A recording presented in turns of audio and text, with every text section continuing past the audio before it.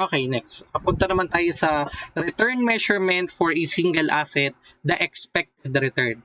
Plus, hindi sa lahat ng situation, especially sa actual practice, hindi naman nangyayari na ito lang yung ating tinitake into consideration. Tatlo lang, di ba? Yung pessimistic, most likely, and optimistic measurement of return. So, syempre, based on previous experience, so makikita natin ilang percent na maglalay sa ganitong rate of return. So, based on previous experience. So, hindi laging ganito na pessimistic, most likely, and optimistic. So, pwede magkaroon tayo ng exact probability measures based on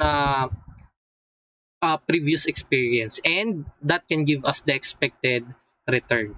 Okay? So, the most common statistical indicator of an asset's risk is the standard deviation. So, itong tag dito, itong symbol na to, so tatawagin na lang natin siya standard deviation of K. So which measures the dispersion around the expected value. So 'di ba pag sinabing dispersion, mas kalat, 'di ba? Mas kalat yung kanyang rate of return lumalabas. Okay? The expected value of a return naman, so kung ang risk mine-measure natin using standard deviation, ang return mine-measure natin as K, or yung rate of return, or K bar. So that is the most likely return, or that is actually obtained by weighted probability of an asset. Okay? So do sa kanina, hindi na natin papakita yung pag-compute ng most likely return kasi binigay naman na doon. Most likely return 15%. Okay?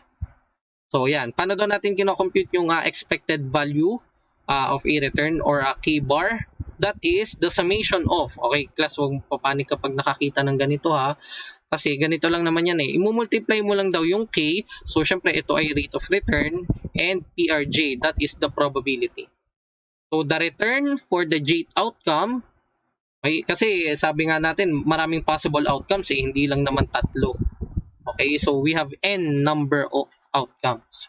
Okay, so the return, or the rate of return for that outcome multiplied by the probability of occurrence. Okay, so yung makukuha mo doon, okay, so isa yon, isang outcome. And then, on the second outcome, isa ulit ganon, rate of return times probability. Okay, and then i-add mo daw lahat yon. So, syempre ang total nun, 100% probability dapat. Okay, so depending on how many outcomes are possible. Kapag in-add mo yun, so yan na yung ating expected value of a return, or K bar. So kung napansin nyo, yan nga yung tinatawag nating probability weighted.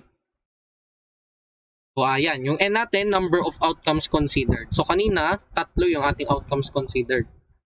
So, tatlong beses tayong gagawa ng ganito. Okay? So, yan.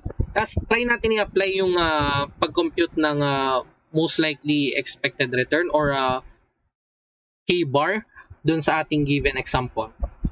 Okay, so for investment A, so we have returns of 13% pessimistic, 15% most likely, and then optimistic 17%. However, hindi given yung probability of occurrence, di ba? Hindi given Pero kung given, syempre lalagay natin dito. Sorry class, itong 100% dapat dito nakalagay sa total ng probability. Okay? Hindi kasi kasya dun sa table. Okay, kaya hindi ko nalagay. So, pero since sinabi natin na ito ay most likely, so siya yung pinaka-likely, 50% yan. And then yung pessimistic and optimistic, take 25%. So, yung weighted value, K times PRJ, so 3.25%, tinimes lang natin, 7.50%, and 4.25%. And then, isa-sum natin yan. Okay, 15%. So, yan yung ating K bar. Napansin nyo, yung most likely return nga natin, 15%. Okay? And then for investment B, pwede rin natin gawin yan. Pessimistic, most likely, and optimistic, 7, 15, and 23%. Okay, move mo na lang to dito.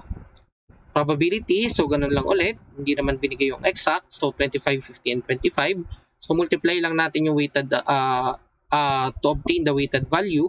1.75%, 7.5%, and 5.75%, and then isasum natin yung tatlong outcomes, 15%.